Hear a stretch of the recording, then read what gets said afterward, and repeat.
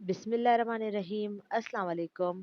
आप देख रहे हैं टी एकेडमी और आज का हमारा टॉपिक एनर्जी के एक टाइप के हवाले से है।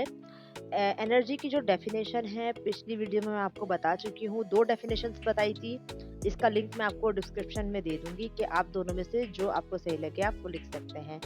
इसके अलावा मैंने आपको उसके अंदर इसकी टाइप्स भी बताई थी। तो उसमें से एक टाइप थी इलेक्ट्रिकल एनर्जी, जिसके बारे में मैं आपको बताऊँगी, जिसकी डेफिनेशन बताऊँगी और उसकी क्या पूरी डिटेल है वो मैं आपको बताऊँगी। वीडियो को एंड तक लाज़मी देखिएगा।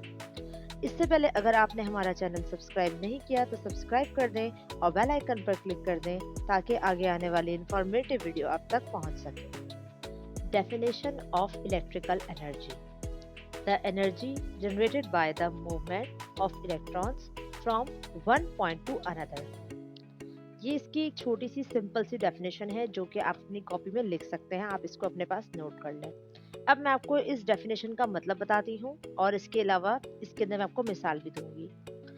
अच्छा, इलेक्ट्रिकल एनर्जी वो चीज़ है जो कि तार के अंदर मौजूद इलेक्ट्रॉन को फ्लो होने से पैदा होती है। ठीक है, फ्लो होने से मुराद होता है कि किसी भी चीज़ का बहना। ठीक है, जैसे कि फॉर एग्जांपल मैं आपको इस तरह की मिसाल देती हूँ।